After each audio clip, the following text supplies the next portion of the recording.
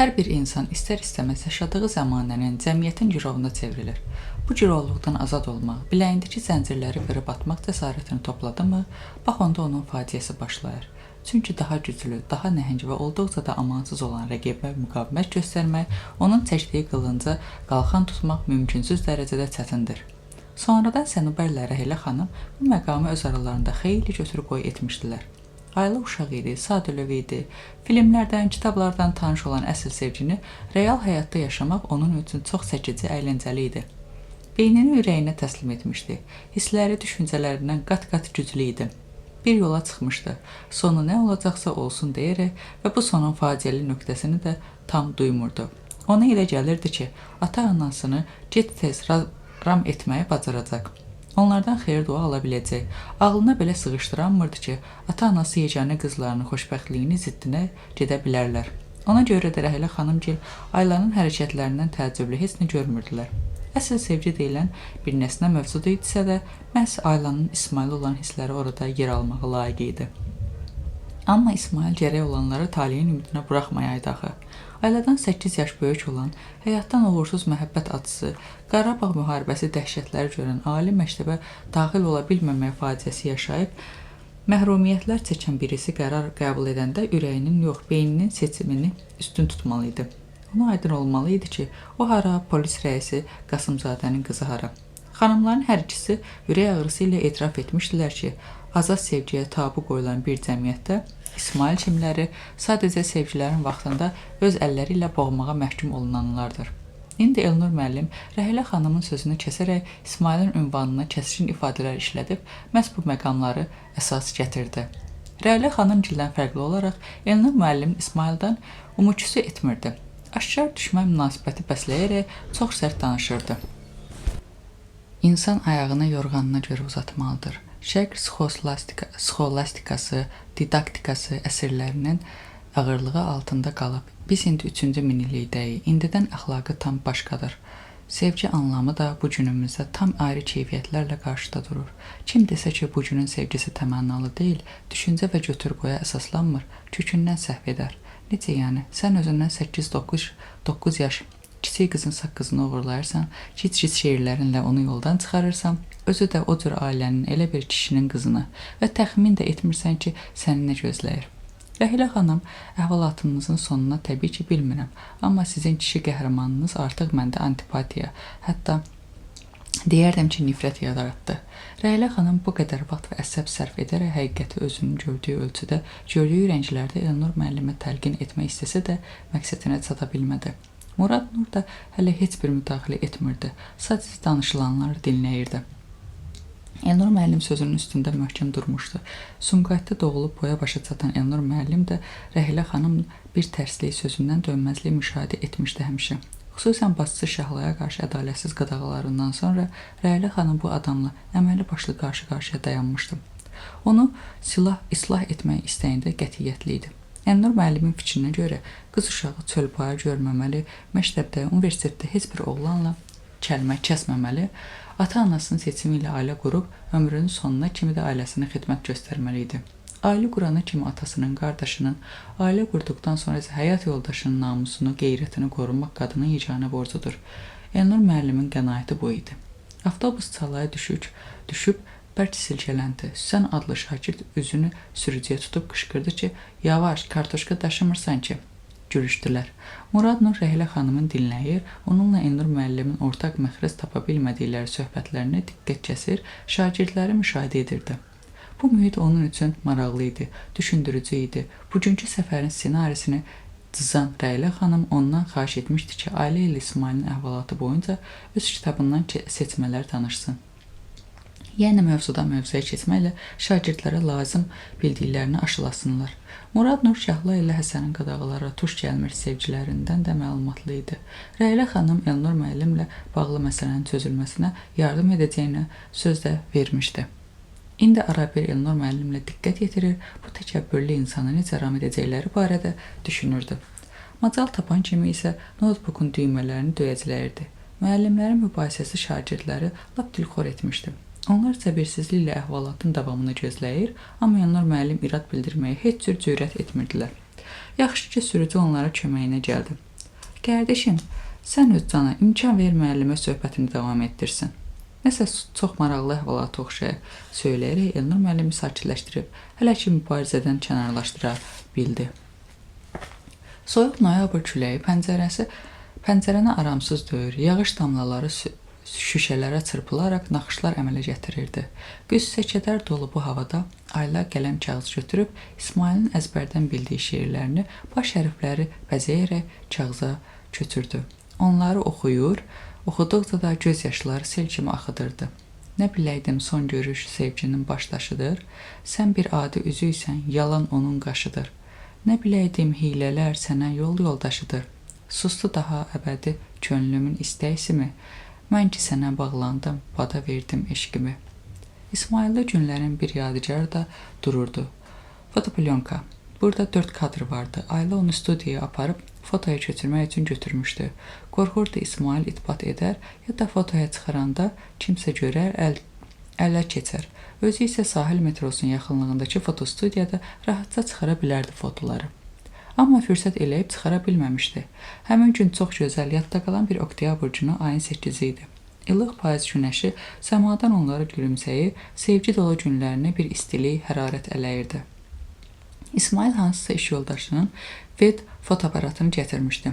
Bulvarın gözəgəlimli yerlərində yoldan keçən şəxslərdən xahiş edərək fotolarını çəkdirmişdilər. İndi fotoplyonka Aylanın əlində düşmürdü. Ona oxşayır, sanki İsmailin qoxusunu duyur, çox saçlarını qarışdırır, kobud barmaqlarına toxunurdu.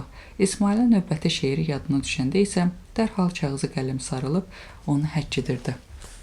Otağa girən anası üzü pəncərəyə tərəf dayanmış qızına arxadan yaxınlaşdı. Sakitcə durub onun göz yaşı axıda-axıda sevgi misraları köçürməsini, vərəqdə ox batmış ürək şəkli çəkməsini, Ayla üstəcə İsmail bərabər də sevgi yazmasını ürək ağrısı ilə seyr etdi. Başa düşdü ki, qızı İsmail adlı o kəndciyə elə belə aludə olmayıb. Onları dərin bir sevgi birləşdirir. Axı necə olmuşdu ki, ciyər parəsi, mazutun içində çapalayan o hambala bu cür bağlanmışdı. Necə olmuşdu ki, onlar bir belə müddətdə görüşmüşdülər, ana olan bəndə isə bütün bunlardan xəbərsiz qalmışdı. Qadının gözləri doldu. Gör bir madar qızı necə də əziyyət çəkir. O murdar kətçi gör necə də qızını qəlbinə girib, yazıq qızcığaz. Ürəyində zamanəni televizorda gedən filmləri yamanladı. Keçmişlə bu günü müqayisə etdi. Heç gör o vaxt belə açıq-saçıq filmlər verərdilər. Heç gör o vaxt məktəbli qız eşqə düşərdi. Yenə qızını seyr etdi. Çiyinləri qalxıb enən, hıçqıran qızına nəsə bir təsəlli vermək istədi. Ancaq hiss etdi ki, deyəcəyi sözlər aciz olacaq. Dəhlizə keçib telefona yaxınlaşdı. Həyat yoldaşı çox zəhmli olduğundan qadın ondan çəkinirdi. Naəlac qalıb Aylanın maşın ustasının könül verdiyini söyləyərkən kişidən hətta kötək də gözləmişdi. Amma dağ boyda kişi çığır-bağır salmaq, aləmi bir-birinə qatmaq əvəzinə bu xəbərdən elə sarsılmışdı ki, sanki balacalaşmışdı, təpə olmuşdu. Ürəyini ovuşdurmuş, valeriyanka içmişdi. Yalnız xeyli vaxt keçəndən sonra özünə gəlib baş verənləri bircə-bircə öyrənmişdi. Necə tanış olublar, necə imkan tapıb görüşüblər. Sonra polkovnik çıxış yoluna oğlanı döydürüb qorxutmaqda görmüşdüm. Avtoservis müəssisəsinə xüsusi dəstə göndərmişdi.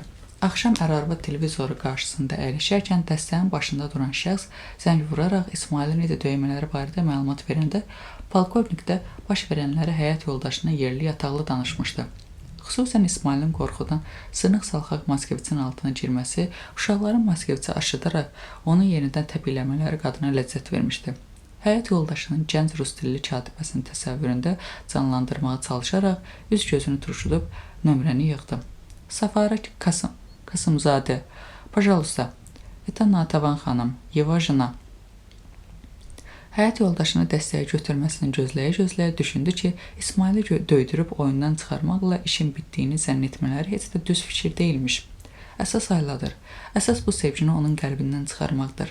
Sən demə qızın o küçəyə bağlanması bunlar düşündüyü qədər də səthi məsələ deyilmiş. Sən demə o murdar qızın ürəyini lap dərindən yaralayıbmış. Bəli, xəttin o başında həyat yoldaşının amiranə səsi gəldi. Natəvan xanım səsdən diksindi. Səfər, o uğraşı döydürmək işin ancaq bir tərəfidir. Bu başı batmış qız lap dəli divanədir. Bayaq baxıram, ağlaya-ağla onun şeirlərini dəftərə köçürür. Səs bir qədər yüksəldi. Natəvan, Mən bu işdə yalnız səni günahkar bilirəm. Sən necə anasan ki, fil qulağında yatırsan. Qızının hoqqalarından xəbərin olmur. Polkovnik həyat yoldaşı növbəti dəfə danlamağa başladı. Nativan xanım qızının halında onsuz da üzgün idi. Üstəlik də bu danlaqlardan lap üzüldü. Həyat yoldaşının bəzi fikirləri tamamilə haqsız olsa da onları etiraz edə bilmirdi. Qızın qələt eləyir, başında daşdan daşa döyür. İt küçüyü kimi çığınayaram, ağlı başına gələ. Deyib inat edən polkovnik həyat yoldaşının Aylanın vəziyyətinin kritik olmasına dönə-dönə ehtiyat vurduğunu görüb nəhayət söhbəti bu cür yekunlaşdırdı. Yaxşı, psixiatr dostum var, onunla görüşəcəm. Görüm nə məsləhət görür. İsmail vəhşicəsinə döyülən gün müəssisəyə gələn müdirləri polisə xəbər vermənin lüzumsuz olduğunu bildirib. Məsələyi özlərinin əncam çəkəcəklərini bəyan etdi. İsmaili həkimə aparmağa da icazə vermədim. Kriminal var. O dəqiqə tökülüşüb gələcəklər söylədi. İş yoldaşları qanın içində zarıyaraq çapalayan İsmail yod, buz və tənsiflə müalicə etməyə girişərkən müdir hadisənin baş vermə səbəblərini usta və köməkçilərdən öyrənməyə çalışdı. Ona silahlı qırxıb başların sözlərini çatdıranda lap təəccübləndi. Deməli qız söhbətidir. Yaxşı, deyiblər suyun lalaxanı, adamın yerə baxanı. Mən bunu əfəl sayırdım. Sən bir həyasızlığa, qudurmuşluğa bax. Gör bir gedib necə adamın qızını ilişib ki, üstünə o cür müafiyə gəlib. Ertəsi gün müdir dəmir çarpayı uzadılmış, üz gözü şişmiş, qancır bağlamış İsmaili sorğu-sualı tutdu. Kimin qızını elə ilişmisən? Tanımıram. Necə tanımıram? Qıza girişəndə bir baxmazlar yiyəsi kimdir? Nə bilim, mən səni fağır bir adam bilirdim. Sənin cındırından cin hürkür. Özündən bab bir adam yox idi ki, gedib mafiyaya ilişdin. Alə, acələn tapancalı qırxıq başlar adamın nəslini o çeredə qoyarları, yığışdır bu əlləm-qəlləmliyi, eşitdin? Eşitdim. Bax, mənim obyektimin adı hallansa özündən küs. Nə qələt eləyirsən, git qıraqda elə, anladın? Anladım. Əzələn Moskviçin haqqı hesabı da sənlidir. İşləyərsən, pulunu ödəyərsən. Müdir gedəndən sonra İsmail çey-çey otağın rəngi qapqara qaralmış pəncərəsinə baxdı. Pəncərə şüşəsinə gələndən çatlaq görmüşdü. İlk iş günlərində ucadan danışılanda, qapı bərkdən çırpılanda da, hansısa ehtiyat hissəlisi yerə salınanda da qorxmuşdu ki, şüşə düşüb çiliklənəcək. Sonradan isə özünü bu sırdıq şüşənin o çərçivədən nə zamansa düşəcəyi ehtimalının sıfıra bərabər olduğunu inandırmışdı. Ancaq indi yenidən o şüşənin yerə düşüb çiliklənəcəyi qorxusunu düşüncəsinə hakim kəsildi. Ala, isi, Moskviçi işi nə olacaq? Şəhərdə onun fikrində ayırdı. Qırxıqbaşlar Moskviçi aşırıb püskünə qoymuşdular. Yiyəsinə nə cavab verəcəkdilər? Döyüləndən və ya ilk dəfə fikri aydınlaşdı. Beyni duruldu. Dərdlərinin baiskarı olan Ayla gözlərinin qabağında durdu.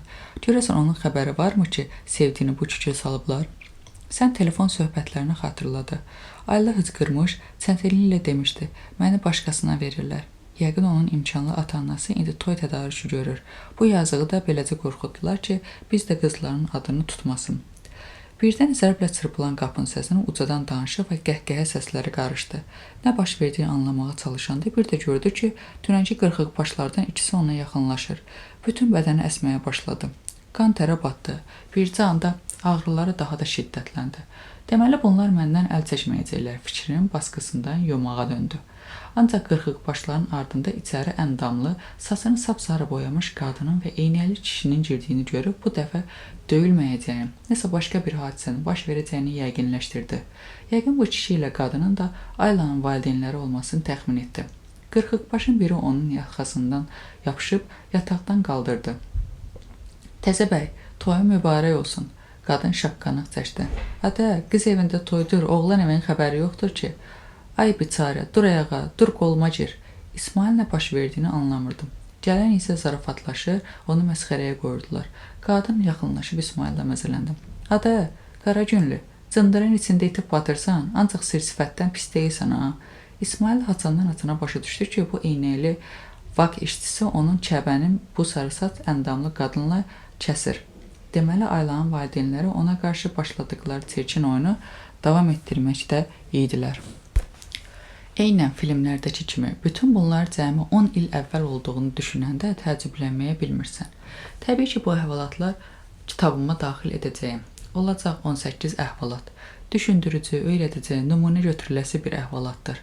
Harada qalmışdım? sevgi artmaq, çoxalmaq instinktindən yaranır. Yox, bunu yerləşdirdim axı. Of, qarşımda əyləşmiş bu oyuncaq. Uzuncaydak şagird dayan görüm. Adı nədir onun? Hə, Miri. Bu Miri məni yorur.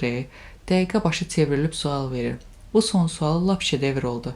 Soruşdu ki, kəbin ya şadlıq sarayında, ya da nicah sarayında kəsilməli olduğu halda bunlarınki kənar yerdə kəsildiyi üçün qeyri-qanuni sayılmalı deyilmi? Yox, ay Miri, yox. Kəbinin qanunu edən onun kəsildiyi yer deyil, onun möhürlə təsdiqlənmiş sənət formasıdır. Harda qaldı axı bu Professor Stenberg? Şükür, tapdım. Professor Stenbergin qənaətinə görə sevgi vurulmaqdan, aşiq olmaqdan başlayaraq 3 forma alına bilir. İdeallaşdırma, dəyərsizləşdirmə, inteqrasiya. Bu 3 formanı ali sevgi yarada bilən yalnız 3-cüdür. Əfsus ki, bu formaya sevgi münasibətlərinin ən az rast gəlinir.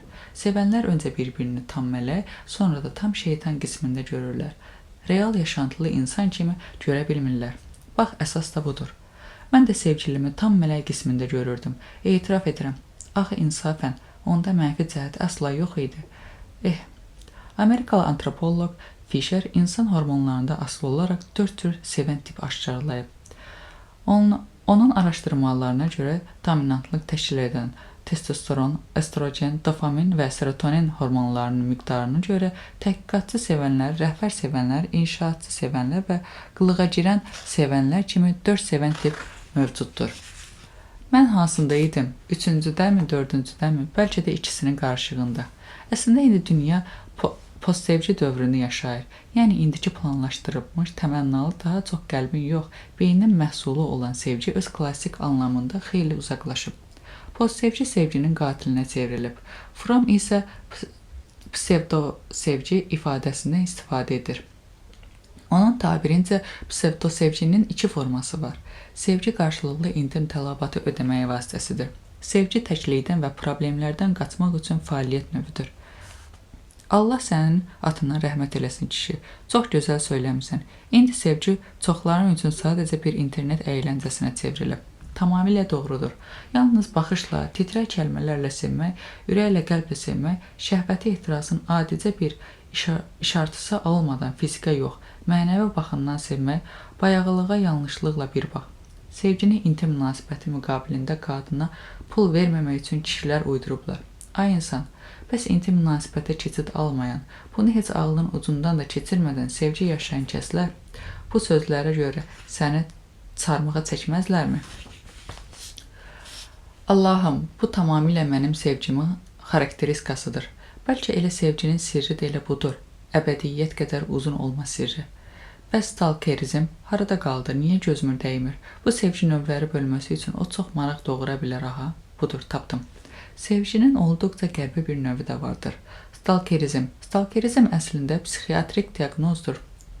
Təqib edici insanlara qoyulur. Bu insiyyət patologiyasıdır. Cavabsız və sonu olmayan sevgidən doğan ümidsizlikdir. Stalkerlərin 60% kişilər, 40% qadınlardır.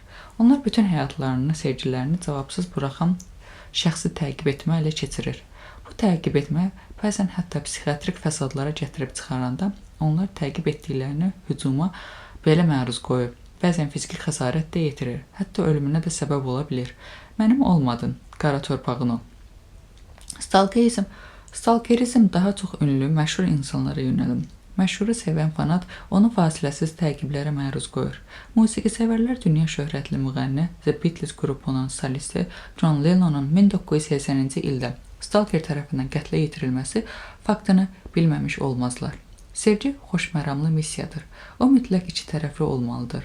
Hansı dərəcədə sevməyindən asılı olmayaraq, sevdiyin şəxsin azad seçim hüquqlarını tanımalısan. Sevgi tolerantlıq tələb eləyir. Qarşındakının seçiminə hörmət, dözümlülük tələb eləyir. Yox, bu hüququ tanımaq istəmirsənsə, onda öz psixi pozğunluğunu etiraf etməli, müalicən üçün psixiatrlara üst tutmalısan. Ara qarışdı, sürücü sürəti artırıb ötmə əməliyyat eləyirdi. Ötmək istədiyi Nuh əyyamından qalmış Jigulidə sürətini artırdı.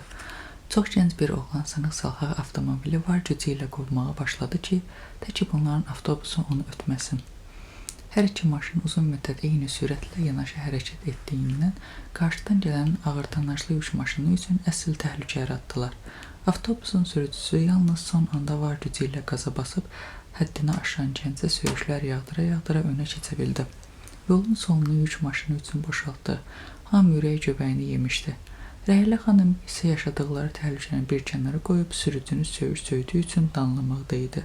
Əslində yazıq sürücü həya edib, əclaf köpək oğlu, itin balası, zat pakinan ləhnət kimi xırda çaplı söyüşlər söymüşdü. Daha kəskinlərini keçməmişdi. Amma hər halda ona da Rəhlə xanım deyərlər. Necə yəni, gələcəyin qurucularının yanında söyüş sürsən? Qəribədir. Dünya yaranandan sevgi məhvumu da yaranıb. Amma sevgi get-gedə öz əzəli məzmununu, formasını dəyişməkdədir. İllərin sınağına, sivilizasiyaların dəyişilməsinə, müharibə və təbii fəlakətlərin həmlələrinə, insani münasibətlərin ilkin məzrasından çıxmasına, elmi-texniki inqilablara tuş gələn sevgi tam başqalaşıb. Romeo və Juliettanın Leyli və Məcnun, Tristan və Isoldanın ibtidai sevgi ilə daban-dabana fərqli bir məfhuma çevrilib. Elə bu ilki 11-cilərin götürdükləri Rəhlə xanımın məktəbdə hamının xəbərdar olduğu 3 sevgi münasibətin əvvəlki dövrlərinə sevgisi ilə müqayisə etməsi var idi. Heç antik dövr sevgiləri ilə də deyil, öz dövrlərinin sevgisi ilə. O vaxt gənclər sevəndə çalışırdılar öz sirlərini hamıdan gizlin saxlasınlar. Bəli, sevgi bir sir idi, onun gizli qalması vacib idi. Amma indi sevmək sanki bir dəbdir. Qızlar öz aralarında kimin oğlanı yoxdursa, ona uğursuz, qüsurlu birisi sayır. Oğlanlar isə kimin qızı yoxdursa, onu əfəl, yaratmaz adlandırır. Nigar və Rəşad, Nigar Rəhlə xanımın ən sevimli şagirdlərindəndir. Hətta bəlkə də ən sevimli şagirdidir. Çox ağıllıdır, dərrakəlidir. Özü də suyu şirindir, cəlbedicidir. Əslində Rəşad ona heç yaraşmır. Bəlkə onun əlinə su tökməyə də layiq deyil. Tam ayrı-ayrı adamlardır. Büsbütün əks qütbdə dayanıblar. Amma digər ki, bütün bu çatışmazlıqlara baxmayaraq Nigar adının Rəşadla hallanmasına imkan yaradır. Rəşadın sevgisinə qarşılıq verməklə bəlkə də dəvə uyğunlaşır. Tək rəfiqələrindən geri qalması. Qızların çoxunun sevgilisi var. Dərsdən çıxanda dallarınca gəlir, bütün gün mesajlaşırlar, imkan düşdükcə görüşürlər. Nigar kənarda istəylisi yoxdur. Sinif yoldaşı onu sevirsə, niyə də hə deyib rəfiqələri ilə eyni mərtəbədə dayanmasın? Aygün və Azər. Aygün imkanlı ailədəndir. Azərin isə ailəsi barədə yalnız xoşagəlməz söhbətlər eşidilir. Atası həbsxanadadır, böyük qardaşı da yatıb çıxıb. Heç evlərdə yoxdur. Ailələr yataqxanasında yaşayırlar. Valideynləri Aygünü dayısı oğluna verməyə hazırlaşır. Azər isə hətta qan tökülməsinə də gedib məsələnin öz xeyrinə çözəcəyinə arxayındır. Aygün bilir ki, Azərə qismət olması şansı çox azdır, bəlkə də heç yoxdur. Hətta dayısı oğlunu bir kənara qoysaq, sinifdə böyük nüfuza malik fikrətin də Aygünə qarşı biganə olmadığı bəllidir. Bununla belə Aygün Azərə ümid verməkdədir. Hətta sonda faciələrə tuş gələcəklərə proqnozlaşdırılsa da, yenə qəti addım atmaq istəmir, ancaq insafən onlar bir-birlərinə çox yaraşırlar. Məryəm və Rüfət. Burada isə tam fərqli mənzərə. Rüfətin adı indiyə qədər neçə qızla çəkilib, onun sevgi hissləri büsbütün ehtiras hisslərinin kölgəsindədir. Qızlar bir gül kimi dərir, qoxlayıb tullayır, güya Məryəmlə fikir ciddidir. Rəhlə xanım şəxsən onunla söhbət eləyib. Məryəmi həqiqətən sevdiyini iddia edən bu şəxsin gətirdiyi dəlillər onu inandırıcı görünməyib. Məryəm fil qulağında yatmayıb ki, Rüfətin əxlaqı barədə, ziyanlı vərdişləri barədə doğru-dürüst məlumatlıdır. Digər o da dəbə uyğun hərəkət edir. Rüfət kimi yaraşıqlı, əsas da imkanlı oğlanla sevişmək, qızların qibtə mənbəyi olmaq məgər pisdir. Rəhlə xanım oturacağına qayıdıb, termosundan özünü çay süzdü, qurtumladı. Üzündə narazılıq ifadəsi açıq-aydın sezilən Elnur müəllim bir qədər öncə onun valideyn övladının həyatına bunca müdaxilə etməməlidir sözlərini top tüfənglə qarşılamışdı. Odur ki, o Elnur müəllimi fikrini düzgün anlatmaq istədi. Mən demirəm ki, valideyn övladının sevgi seçiminə tam biganə qalmalıdır. Xeyr. Hər bir valideyn təcrübəsiz övladını peşə seçimində, ailə seçimində əvəzsiz rol oynamalı, ona doğru yolu yönəltməlidir. Bəlkə övladı təsirə düşüb, kimlərinsə təhriki ilə daha yaxşı mənimsəyə biləcəyi ixtisasını deyil, ona heç bir fayda gətirə bilməyəcəyi digərinin arxasınca gedir. Bəlkə qızı pis vərdişləri olan tutalım, qəddar, narkoman, əyyaş, qumarbaz olan oğlanın, yaxud oğlu əxlaqsızlıq edən qızının toruna düşərək ona hisslər bəsləyir. Belə hallarda valideyn irəli atılmalı, övladını düşəcəyi fəlakətdən xilas etməlidir. Amma dəli kimi sevən sevgililəri tutalım. Region fərqinə, imkansızlığa digər bu sayıq nəsnələrə görə ayırmaq yol verilməzdir. Günortaya yaxınlaşdıqca isti bir qədər də şiddətlənmişdi. Avtobusun pəncərəsindən cadar-cadar olmuş boş torpaq sahələri görünürdü. Sanki günəş şüaları yandırıb kül elədiyi bu sahələri bir sərinlik həsrətində idi. Ayla gözlərinə inanmadı. Anası bir foto şəkil, bir də nicah kağızının sürətini onun qarşısına qoymuşdu. Fotodakı İsmail idi. Böyründəki sarsaç, kosmetikalı, sifəti par-par parıldayan dolu qadın onun qoluna girmişdi. Nicah kağızında isə Rəsulov İsmail Əlvəsədoğlu ilə Bünyadova Sara Davud qızının nikaha girdiyi yazılmışdı. Deməli hamısı yalan imiş. Sevgi, istək, bağlılıq. Deməli bütün sözlər boğazdan yuxarı imiş. Sənsiz yaşaya bilmirəm. Sənin üçün ölümə belə getməyə hazıram. Belə mi gedirlər ölümə? Çətinlik olan kimi aralığa ayrılıq düşən kimi dəyişdi. O bir dəfə xox gəlindən kimi qorxdu. Ailə ürəyində İsmaili söyüb yamanlayırdı. Onu murdar alçaq adlandırırdı. Düşünürdü ki, o şəkildə Şpavlyovkalı pozğunu İsmail 5-10 günə tapa bilməzdi. Allah bilir onlar nə vaxtdan tanış imişlər. Deməli bütün bu müddətdə aldanılıbmış. İsmaili lənətləyirdi, özündən itələyirdi. Ancaq hiss edirdi ki, ürəyi qopub yerindən çıxmaq həddindədir. İsmail onun ilk məhəbbəti idi. Nə qədər göz yaşı axıtmışdı ondan ötürü. Nə qədər yuxusuz gecələr keçirmişdi. Axı bütün bu müddətdə fikrində, xəyalında yalnız o olmuşdu. Gözlərini yumurdu. İsmaillə bağlı bütün xatirələr gözlərinin önünə gəlirdi. İlk dəfə onu iş yerində bir-birlərini görmələri, saatlarla çəkən günorta zəngləri, hər dəfə Azərbaycan kinoteatrının qarşısında görüşmələri, Nəsirin abidəsinin qarşısında, yaxud evlərinin bir tin aralıda ayrılmaları. İsmailin ilk dəfə onun qolundan tutması ilə bədəninə sevgi zərayının keçməsi, kinoya getmələri, dondurma yemələri, bulvarda da şəkil çəkdirmələri, İsmailin titrək səslə söylədiyi şeirlər, yəni bütün bunları unutmaq mümkün idimi? Ayla üzünü balışa sıxıb hönkürür, uçub dağılmış dünyasının daşqalağı altında qalıb ölmək istəyirdi. Rəylə xanımla bibisi ilə, rəfiqəsi ilə bəzən saatlarla çəkən söhbətləri belə ona təsəlli ola bilmirdi. Anası fotoşəkillə nicah kağızını götürəndən sonra nə illah elədirsə qızını sakitləşdirə bilmədi. Ancaq özlüyündə hadisələrin gedişindən razı idi. İsmailin qarasınca 5-6 kəlmə danışmağı da unutmadı. Gör gedib kimi baş qoşmusan, uğraşın birini. Bilirsən onun aldığı o sarı kimdir? Ən axırıncılardandır. Mamarozalıq eləyir. Bütün Bakı tanıyır onu. Anasının sözləri oxulub ürəyinə girdi. İsmailə nifrəti 2 qat artdı. Heç olmasa onu dəyişdirsə, layiqli bir adama dəyişəydi də, gör bir gedib kimi alıb fahişəni. Natəvan xanım özündən razı halda otaqdan çıxdı. Telefonun dəstəyini götürüb ərinin iş nömrəsini yığdım. Safara Kazımzadə, pajalusta. Xəttin o başından ərinin katibəsini nazlana onu soruşan kimdir ki? Natəvan xanımdır, onun həyat yoldaşı. Hər dəfə sən məni tanımırsan. Və bu hiccəsi ilə katibənin üzr istəməsini təmin etdi. Bağışlayın Natəvan xanım, bu dəqiqə sizi birləşdirirəm. Bir neçə saniyədən sonra Səfər Qasımzadənin zəhmli səsi gəldi. Bəli, son vaxtlar daim danlıq eşitdiyi ərinə şad xəbəri bir nəfəsə çatdırdı. Kişi, necəsən? Muştuluğumu ver, tapşırığı yerinə yetirdim. Necə reaksiya verdi? Qızcığaz dərddən üzülür lap. Lehey hönkürür. İnanıbmı? Daha o boyda sübutlar var. Niyə də inanmasın? Yaxşı, bu cürdə davam elə. Görək axırı necə olacaq? Natəvan xanım yenidən Aylanın otağına qayıtdı. Qızı ən çox sevdiyi iri gəlinciyi qucaqlayıb xəyala dalmışdım. Yaxınlaşıb onun başına sığal çəkdi. Toxta qızım. Ayla sabahı barədə düşünmək istədi. Dünəni, bu günü və sabahı. Dünənində İsmail var idi. Bircə keçirdikləri xoşbaxt günləri var idi. Bu günün də təkdir, bədbəxtdir. Bəs sabaha necə olacaq? Həmin anda onu baş verənlər real mənzərəsindən agah edə biləcək yeganə şəxs bibisi ola bilərdi. Bibisi qardaşı ilə qardaşı arvadının Ayla üçün tamaşa oynadıqlarından yaxşı xəbərdar idi. O görürdü ki, zalım Əzazil qardaşı iki sevəni ayırmaq üçün nələrə əl atır.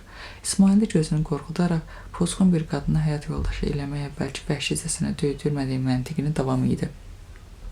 Sənubər sevimli ailasının necə əzab çəkdiyini, şam kimi əridiyini görür, amma özünə həqiqəti açıb ağartmaq cəsarət tapa bilmirdi və həm də ara sıra düşünürdü ki, nə baş verirsə, yəqin xeyrə baş verir. Ayla ilə İsmail mütləq ayrılmalıdırlar. Nə qədər ki, ölüm itim olmayıb, nə qədər ki, bu sevgi hələ də dağıtsız fəsadlara gətirib çıxarmayıb, qoy ayrılsınlar. Onsuz da bu sevginin qovuşma finalı mümkün deyil. Bu oyunu oynayıb itkilər vermək nəyə lazımdır axı? Necə ki, Natavan xanım bütün günü Ayla üçün Raufu, onların ailəsini təriflərdi. Sənubər də qaşlarının təhriki ilə bunu eləməyə özünü bir-iki dəfə məcbur etdi. Ona çox inanan, məsləhətlərinə həssiz ehtiyac duyan Ayla af-ufunu yığışdırıb azacıq düşünməyə macal tapdı. Növbəti dəfə anası yenə umurdar nicah kağızı ilə fotonu onun gözünü soxmağa çalışanda Aylanın beyni ürəyinə üstün gəlməyə başladı. Niyə ki, Rauf heç də pis oğlan deyil. İsmail kimizin acığına ondan qisas almaq üçün mütləq Raufa həsini deməlidir. Özü də dərhal və necəsə eləməlidir ki, İsmail öz ləçəri ilə bunun dəbdəbəli toyundan kimin gəlini olmasından xəbər tutsun. Aylanın Raufla birlikdə evi, bağı, maşını, qırqızlı, təmtərağı hər cür rahatlıq olacaq, təhsil də alacaq, jurnalist olacaq, sevgi olması da olar. İsmail isə alçaqlığına, murdarlığına görə dərhal unutmalıdır. Başının üstündə duran anasını, atasını da xoşbəxt etməlidir. Axı valideynlərin bütün ümidləri təkcə onadır. Sual dolu baxışlarla baxan və yaxşı, bəs indi nə etmək istəyirsən? Soruşan anasına astaca dedi. Raufa getməyə razıyam. Adamlar kimi günlərində yaxşısı pis olur. Yaxşısında hey yaşamaq istəyirsən, pisində isə tamamilə bezir, ölüm arzulayırsan. İsmail baş verənləri yuxu sayırdı. İlahi, Aylanın atasının adamları onun başına heç kəsin gözləmədiyi oyunu açmışdılar. Başına gətirənləri kimə danışsaydı, inandıra bilməzdi. Onun nikahını bağlamış, bu ləçər həyat yoldaşı ilə kirələnmiş mənzildə qoyub getmişdilər.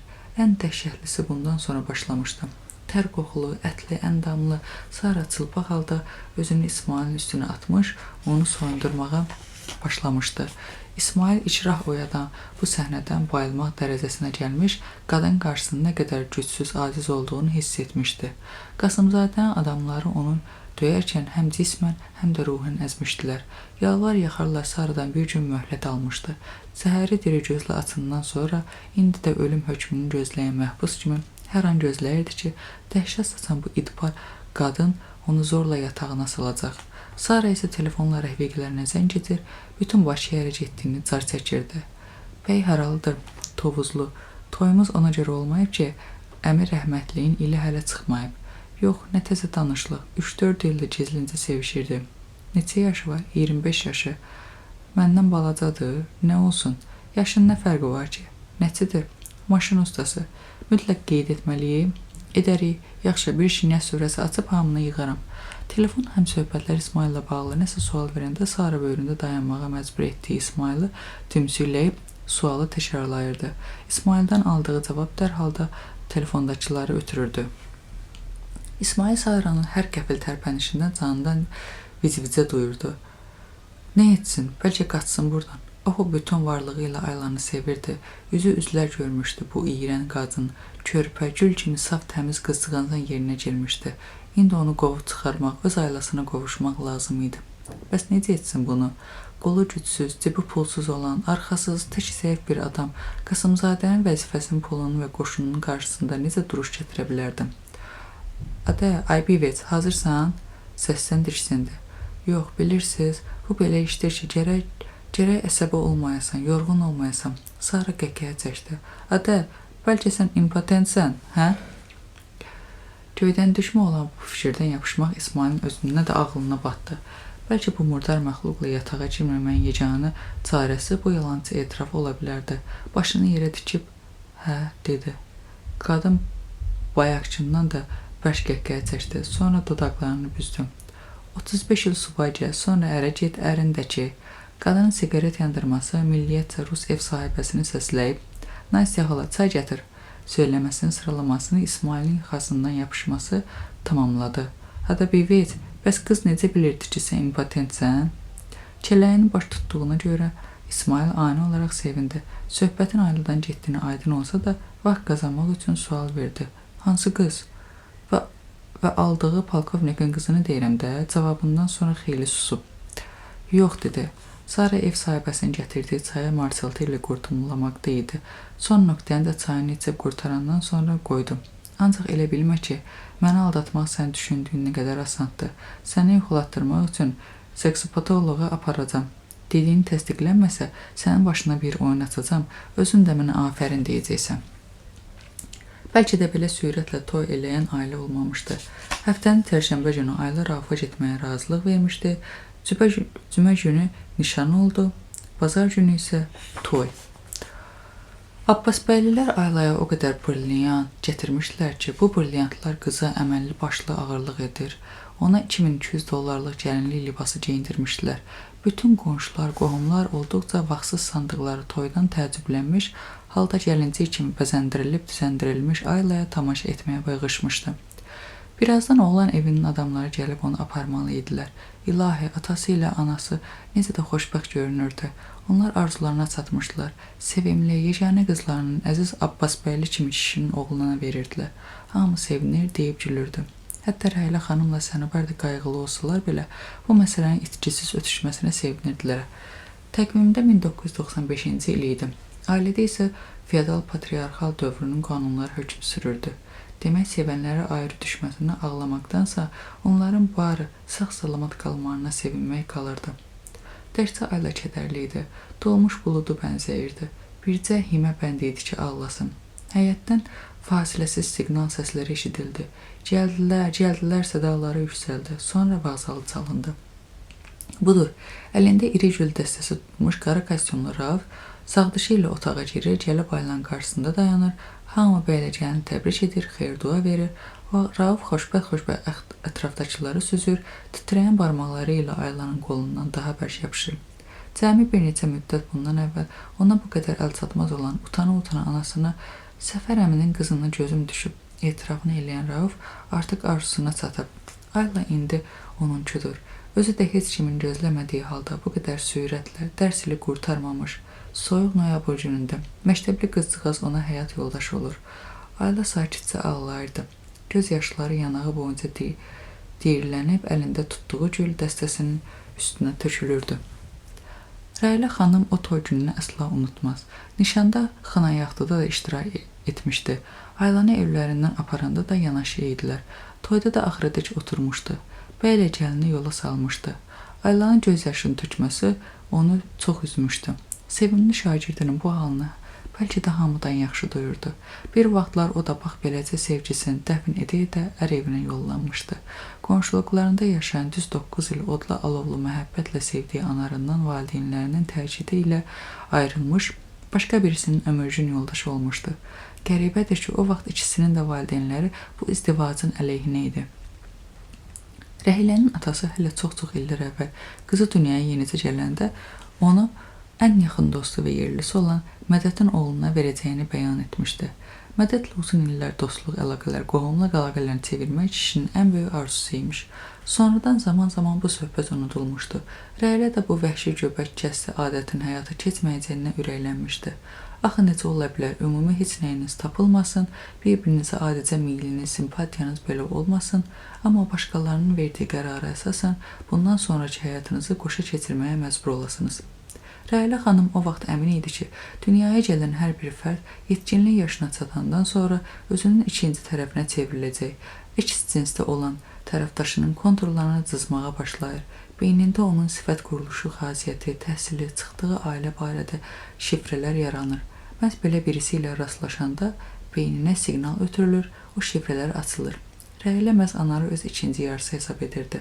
Atasının ədalətsiz qərardan vaz keçəcəyinə nədənsə çox əmin idi o. Eyni problemi anar da yaşayırdı. Ona da ailəsi, xalası qızını almağı planlaşdırmışdı. Gənclər əl-ələ verib valideynlərin həmlələrini dəf etməyə girişdilər. Amma nə faydası? Valideynlər onlara sərt təpki göstərdilər. Məhrumiyyətlərə məruz qoydular. Ana hündür boy idi, yaraşıqlı idi. Arxaya taradığı saçları ona xüsusi yaraşırdı. Hətta sağ yanağındakı çapıq izinin olması belə onun yaraşığına xələl gətirmirdi. Amma Rəhiylənin atası hətta bu çapığı da irad tutmuş, elə üzü şıramlı banditimiz əskidir, söyləmişdi. Rəhilə bu təpkilərə bəlkə də sona qədər duruş gətirərdi. Hər halda o valideynlərin qolbağlı qulu olmaq kimi bir taliyə qəbul etmirdi. Müqavimət göstərir, doğmaların gec-tez haqq yoluna gələcəklərinə inanırdı. Amma nə olub keçdisə, anarla əlaqələri kəsildi, anar sanki yağlı əppək olub göyə çəkildi. Sonradan onun çıxıb Rusiyaya getdiyini eşitdi. Və salam. Bir müddət yolunu gözlədi, vurucu xəbərini gözlədi. Axı necə ola bilərdi o cür sevib bu cür ayrılmaq mı olardı? Digə daşdan səs çıxdı, amma sevdiyindən yox. 3 ilin tamamında Rəhilə soraqlaşıb anarın biləcəri ər evinə köçmüş bacısını tapdı. Ondan nə baş verdiyini öyrənməyə çalışdı və eşitdiklərindən sonra bir müddət donub yerində qaldı. Sən demə anarın xalası qızını alması xərçəng xəstəliyindən vəfat etmiş xalasının vəsiyyəti imiş. Anası anarın xalasının qəbri üstünə apararaq təsirli bir səhnə qurmuşdu.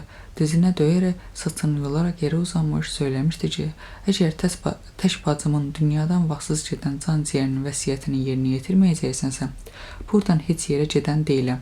Bacımın böyründəcə canımı tapşıracağam. Əlacı xalası qızı da götürüb, toysuz filansız Rusiyaya getməyə qalan anar Rəhilə ilə eyni şəhərdə yaşaya bilməyəcəyini əmin idi. Eyni şəhərin torpağında gəzmək, havasını udmaq mümkün idimi? Yaşadığı uğursuz sevgidən sonra göz yaşları bir də xatirələrlə yaşayan Rəhilə xanım sevginin xüsusiyyətləri barədə çox oxumuş, çox eşitmişdi. Bu fikirlərin bəziləri beyninə də həkk olunmuşdu. Onun üçün ən yadda qalanı, hardasa öz halının təsvirinə yaxın olanı isə Murad Nurun söylədikləri idi. İlin 4 fəsli mövcuddur hamı üçün. Amma sevgilimlə mənim ildə 5 fəslimiz olurdu.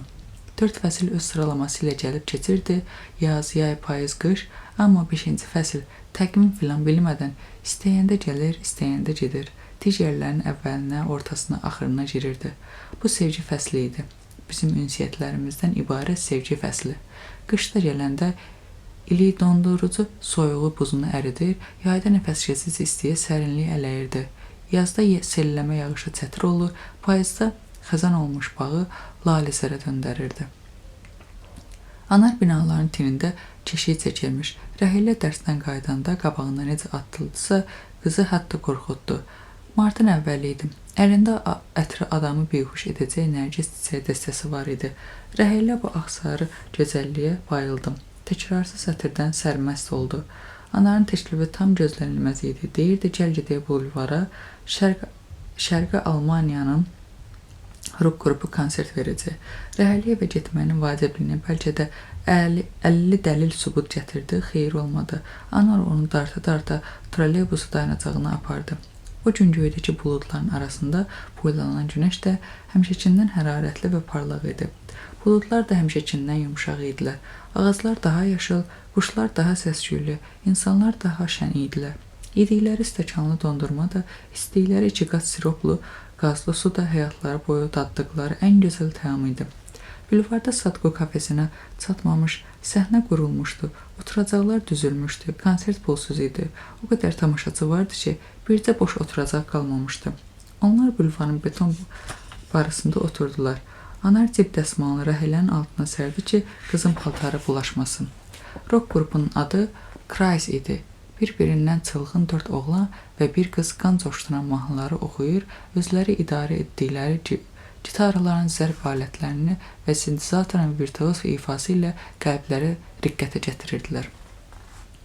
Konsertdən sonra dalbadal bir neçə gün Rəhilə Anara həmin mahnının təsiri altında qaldığını söyləmişdi. Bir gün də Anar gətirib Rəhiləyə içində həmin mahnının valı olan Kırgozor jurnalı hədiyyə etdi.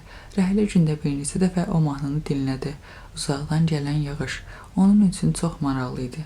Niyə məhz uzaqdan gələn? Filologiya fakültəsində oxuyan bir rəfiqəsindən xahiş etdi ki, xarici ölkələr ədəbiyyatı kafedrasında kimdənsə bu sualın cavabını öyrənsin. Öyrəndi də.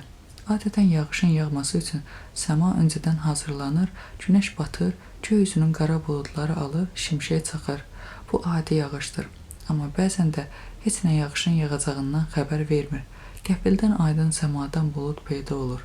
Vur-havur yağış tökür, bax uzaqdan gələn yağış bu imiş. Yaxşı qurtardıq. Sürücü bircə damcı lənglik göstərsəydi, qalacaqdı o nəhəng qaz 53-ün altında. Mənim üçün sürət yığan avtomobil qəzaya uğraya biləcəyi səbəbindən əsl fobiyaya çevrilib. Çox qorxuram bundan. Bununla belə bir vaxtlar arzum olub ki, dünyada məhz avtomobil qəzasına düşərək köçüm. Əslində, silkələsən o arzum bəlkə indi də içimdən çıxar.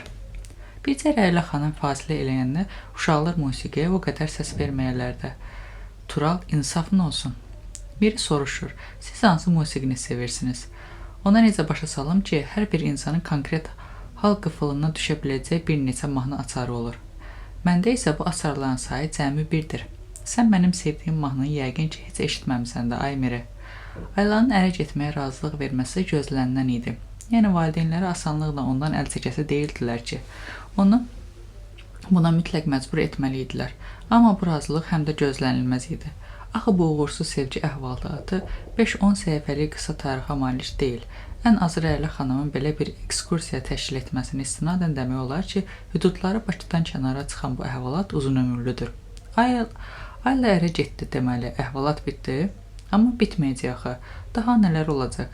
Patriarxal ailə, mental qadağalar, zəhmli ata və körpəcə bir qızla çarəsiz oğlanın bütün bunlarla qarşı durması öldürücü dərəcədə maraqlıdır. Fürsətdir, keçək notebooka. Şarjın vəziyyəti necədir? Əla, hələ 75%-dir. Rahat işləmək olar bir xeyli. Sevgi su kimidir. Ovucunu yumub içində saxlaya bilməzsən. Templerin Sevgi Qanunları kitabında sevginin sirlərinin çox sadə və bəsit olduğu qeyd edilir. Müəllif həyat və sevginin sirlərini adi qaydalara riayət etməkdə görür. O şeyi et ki, o vacib və faydalıdır. Heç vaxtda bunun əksini eləmə. 10 əlamət olmalı idisə, hardasa nədirsə heç rastıma çıxmır. Bu bölmə əsl o 10 əlamətin yeridir. Təbii ki, sevən cütlər tam bərabər ola bilməzlər. Biri daha savadlı, daha bilikli, biri daha çox informasiyalı, məlumatlı, biri daha müasir modern, biri daha hissiyatlı, duyğusal, biri daha çılğın ehtiraslı, biri daha möhkəm, güclü. Nəhayət ki, tapdım. Budur, həmin 10 əlamət. İdealizm praqmatizmə görə, praqmatiklər təpədən dırnağa egoistdir. Hər şeydə yalnız öz mənfəətlərini güdürlər. İdealistlər isə xeyri işlər görməyə, başqalarına təmənnasız yaxşılıqlar etməyə, altruizmə meyillidir. Sevənlər əgər əks qütüblərdirsə, onlar heç vaxt bir-birinə uyğunlaşa bilməyəcəklər. Daimi ilıq münasibətdə və emosionallığı ehtiyaca görə, ünsiyyətçiliyin həddinə görə, cinsi instinktin və seksual ehtirasın həddinə görə, təbə meyilliliyə görə, qayğıkeşlik həddinə görə, impulsivlik planla hərəkət eləmə vərdişinə görə, aktivliyin səviyyəsinə görə, intellektuallığa görə, optimizmə görə. Bax, bu da çox gözəl hissədir. Özümün bir müəllif kimi ən çox bəyəndiyim hissələrdən biridir. Sevgidə sevən tərəflərin nəvazişdən, intim yaxınlıqdan, hədiyyə, sürpriz bəxş etmə intensivliyindən daha çox sehirli sözlərə ehtiyac duyması reallığın. Üzə çıxan alimlər sevgi münasibətlərində əsl inqilaba səbəb oldular. Sən demə sevgi münasibətlərinin daşını, şərpicini bir-birinə pərçim edən əslində sement funksiyalı sehirli sözlər imiş. Dədə babalarımızın sevən qulağı ilə sevir deyimi sən demə boşuna deyilmiş. Sehirli sözlər özlüyündə vizual, adual və kinestetik növlərə bölünür. Hər bir sevən də sevdiyinin məhz hansı növ sehirli sözlərin tərsinə daha çox düşdüyünü özü müəyyənləşdirərək bunu praktikada tətbiq etməlidir. Görürsən, mən səni necə sevirəm? Bu vizual sistemdir. Eşidirsən, səni necə sevirəm? Bu audial sistemdir. Duyursan, səni necə sevirəm? Bu isə kinestetik sistemdir. Əgər bəşəriyyət ərzində mövcud olan bütün romanları, şeirləri, filmləri, teatr tamaşalarını, mahnılarını tədqiq edib onların içində ən dəyərli və ən sehirli iki sözü seçəsi olsaq, şübhəsiz bu iki söz səni sevirəm olacaq. Bəzən həyatda zəruri təsadüflərə rast gəlinir. 3 milyonluq böyük bir şəhərdə alçaldılmış, təhqir olunmuş vəziyyətdə müşahiətçisinin yanına düşüb klinikada müayinə məcburiyyətində qalan İsmailin Aylaçının toy kərvanı ilə rastlaşması bax belə bir təsadüflərdən idi. Bu təsadüf olub bitənləri bir andaca alt-üst etdi. Trajikomediyaya dönən drama əsl faciəyə sürükləndi. Tini dönüb Behbudov prospektinə çıxdılar. Bir qədər əvvəl İsmail icrah doğuran vəziyyətdə həkim tərəfindən müayinə olunmuş, rüsvayçı hesab etdiyi suallara cavab vermək məcburiyyətində qalmışdı. İndi isə o ətrafdakılarından utana-utana, yerə girə-girə gödəkcəsinin içində büzüşərək Saranın yanına düşüb küçə ilə addımlardı. Ona elə gəlirdi ki, başına gəlmiş əhvalatdan xəbərdar olan bütün şəhər ona rişxənd edir. Həkimin yazdığı epikrizi ovcunda saxlamışdı. Soyuq noyabr küləyi əsir, ona ilinədək işləyib üşüdürdü. Elə bu vaxt prospektlə toy şərvanı keçməyə başladı. Ciblər və Mercedeslər arasında ağappaq limuzini müşahidə edirdi. İsmail da, Sara da ani olaraq ayaq saxladılar. Sara köks ötürdü. Görəsən gəlin apardıqları hansı bəxtəvərdir. İsmail də dodağını təbəssüm bu bəxtəvərləri süzdükcə süzdü. Limuzinin asta-asta gəlib düz onların bərabərində keçəndə işıqforun qırmızı işığı hərəkəti dayandırdı. Alnına şüşəyə söykəmiş gəlinin siması aydın göründü. İsmailin dodaqlarındakı təbəssüm bir anda donub qaldı. İlahi, bu ki Ayla idi. Onun dünyalar qədər sevdiyi ən xoşbəxt günlərinin səbəbkarı, sevimli balaca sevgilisi. Məni səndən yalnız ölüm ayırar sözlərini söyləyən Ayla idi bu. İsmail taqətini itirib dizi üstə yerə çöktü. Ovcundakı həkim ekspertizini sıxdı, sonra ovdunu açaraq onu küləkdə uçurtdu. Kağız parçası maşın karvanının ardınca qeyb oldu. Həyat çox qəddardır. Hətta bəzən ən sərt diktatordan, ən vicdansız canidən, ən amansız cəlladdan belə qəddardır. Diktatorlar da, canilər də, cəlladlar da müəyyən məqamlarda vicdanların oyanışı səbəbindən güzəşt eləyə, rəhmə gələ bilərlər. Amma həyatın mərhəmət hissləri əsla yoxdur. O heç vaxt bağışlamaz, tapdamaq, əzmək, məhv etmək istədiyinin nəfəsi kəsilincəyə qədər təqib edər. Ayla ilə Rafu toyu o qədər təmtaraqlı, hətta bəzi məqamlarda o qədər rəsmi keçirdi ki, ani olaraq toyda olduğunu unudur, sanırdın hansısa bir yüksək çinlinin ziyafətindəsin. 2 il öncə Ayla atası Səfər Qasımzadə ilə Gülüstan sarayında olmuşdu. Onda sarayda Yunanistan milli bayramı münasibəti ilə Səfir Panayotis Karakasis böyük ziyafət təşkil etmişdi. Dəvət olunanlar arasında Səfər Qasımzadə də var idi. O gələcəyin jurnalist Aylanı da özü ilə aparmışdı. Necə də maraqlı gün idi. Ətrafda parıltılı zənginlik, onlarla tanış sifət, əlçatmaz məşhur saydığım adamların bir addımlığında durmağın ayrı ləzzəti var idi. Yeyirdilər, içirdilər, şənlənirdilər. Qara frak geyinmiş, boğazı kəpənəkli ofisiantlar qonaqlara məharətlə qulluq eləyirdi. Onda Ayla 9-cu sinifdə oxuyurdu. Dərsiz, qəmsiz, şən bir qız idi. Hətta o samimlaşdığı məşhurlara hərdən replikalar da atırdı. Amma indi özünü dünyanın ən bədbəxt adamı sanırdı. Tünd kostyumlu, ütülü, sığallı kişilər tostlar deyir, xoşbəxt cütlüklər bası oynayırdı. Məclisi aparan Telman adı Gözəlov duzlu məzəli söhbətləri ilə hamını qəşş edincəyə qədər güldürürdü. Faiq Ağayev xüsusi ustalıqla oxuyur, sanki toy məclisində deyil, lap konsertdəki kimi dəridən, qabıqdan çıxırdı. Hər kəlməsi isə sanki qəsdən Aylanı məhv etməyə hesablamışdı. Əldə bir qədəh şərab səni əvəz eləmir. Həsrətli xatirələr səni əvəz eləmir. Şəkillərdən baxışın səni əvəz eləmir. Yastığımda göz yaşım səni əvəz eləmir. Rauf özünü dartıb oturmuşdu. Çöhrəsindəki təbəssüm bircə anda çəkilmirdi. Hərdən bir o Aylaya tərəf əyilib, məclisdə gördüyü müəyyən bir epizod barədə fikir bildirirdim. Toy nəhəng krandan istifadə edilməklə Betacam kameraları ilə çəkilir, zal lap kino çəkilişi meydançasını xatırladırdım. Səfər Qasımzadə ilə Natəvan xanım ayaq üstə duraraq gəlib gedənlərlə görüşür, sıraların arası ilə gəzərək qonaqların təəssüratını öyrənir, qol götürüb oynayırdılar. Sənubər də oynayanların arasında idi, amma hiss edilirdi ki, zorla ortaya çıxıb rəqs etmir. Sadəcə qollarını qaldırıb endirir. Operatorlardan biri bəylə gəlini yaxınlaşıb onları iri planda çəkməyə başladı. Rauf gülə-gülə dedi: "Qaqaş, gəlinin paltarını spesifiklərlə çək. O paltarı $2200 maya qoymuşuq." Bu sözlər Raufu lap saldı Aylanın gözündən. Görəsən niyə belədir? Varlı harın adamların ölçü dəyəri puldur. Pulla evlər tikir, imarətlər qurur. Özləri xoşbəxt olsunlar deyə başqalarını bədbəxt edirlər. Ümumiyyətlə, Allah hamını niyə eyni cür yaratmır? Aylanın gözlərində yaş damcılayırdı. Faiq Ağayev meydanı hansısa gənc müğənniyə vermişdi. Ağ kostyumlu müğənni oxuyurdu.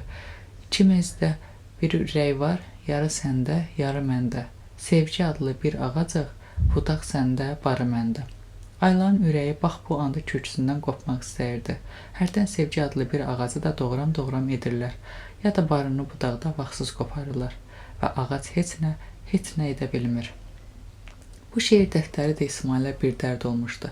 Saranın əlindən 5 dəqiqə qurtulan kimi onu qarşısına qoyur, acgözü ilə oxuyur, sonra da hönkürtü ilə ağlayırdı.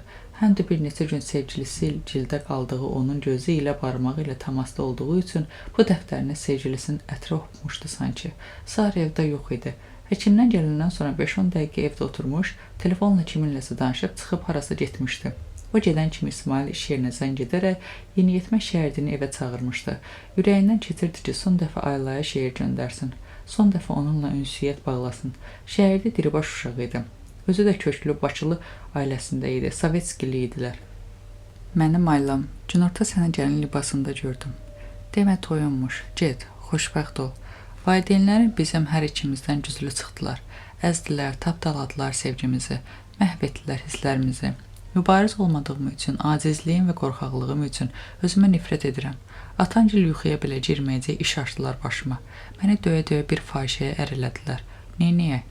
Biz dünya ilə savaşa girdik, ancaq axıradək vuruşa bilmədik. Görünür qismətimiz məğlubiyyət imiş. Get, xoşbəxt ol, Aylan mənim. Dəbdəbənin parıltının içində tezliklə bütün ağracını unudacaqsan. Bu iyrənc zamanədə sevgi maddiyyatdan qat-qat aşağıda durur, anlayacaqsan. Əlvida, körpə çiçəyim. Ətrindən doya bilmədimsə də, gördüyüm səfanın müqabilində 1000 dəfə artıq cəfa çəkdimdisə də, yenə də səninlə keçirdiyim o günlər üçün təəssüflənmirəm. Həyatımda az-çox nəyim olubsa, hamısı sənli günlərimdə olub. Əlvida. İsmail göz yaşlarını qolu ilə silə-silə məktubu yazıb qurtardı, şəhərdə artıq gəlmişdi. Ev sahibəsi ilə onun başının üstündə durmuşdular. Əvvəl Nastya xala dilləndi. O bax belədir, hər gün uşaq kimi ağlayır. Sonra şəhər dilləndi. İsmail qardaş, işə nöş çıxmırsan. Göyərçin yuvasına oxşayan o Moskviç var idi ya. Onun yiyəsi sırağa gün gəlmişdim. Bilirsən nə dedi? Dedi maşınımın $2000 qiyməti var. Qəşş eləyincə güldü. Mən də qayıdıb dedim ki, oğlan danışırdı. İsmail isə əlləri əsə-əsə şeir dəftərini vərəqləyir, Aylaya son dəfə göndərəcəyi şeiri axtarırdı. Elə bir şeir ki, sevdiyinin iç dünyasını paramparça eləsin. Axır ki, həmin şeiri tapdı. Bir vaxtlar dönüyü Aytəkinə yazdığı ayrılıq şeirindən həm özünün, həm də Aylanın ən bəyəndiyi məhz bu idi. Nəyim qalıbdırsa səninlə bağlı, məni çox kövrəldir, incidir yaman. Yalançı vədlərin, boş söhbətlərin məndən yük olacaq, bil ki, hər zaman. Hər sətrində ağrı vardı, əzab vardı. Hər sətr göz yaşları ilə ürək ağrısında yoğrulmuşdu. İncidirdi, göynədirdi, ağladırdı. Səni axtarıram, haradasan sən?